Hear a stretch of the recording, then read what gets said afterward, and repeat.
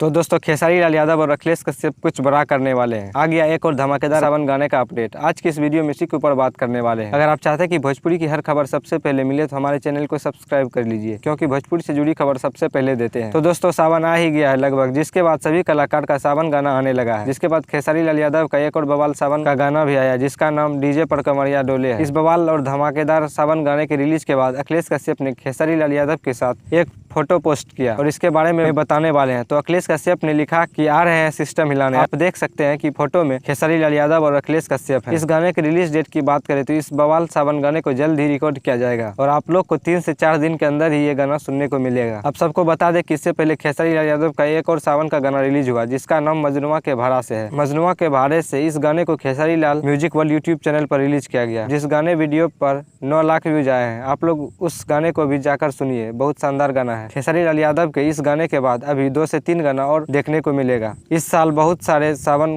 गाना रिलीज होगा, देखते हैं किस सिंगर का गाना धमाल मचाता है। तो दोस्तों ये था खेसारी लाल यादव के आने वाले गाने के बारे में जानकारी। अगर वीडियो अच्छी लगी हो तो वीडियो को लाइक और चैनल को सब्सक्राइब कर लीजिए। मिलते हैं अगली वीडियो में, तब तक के लिए धन्यवाद।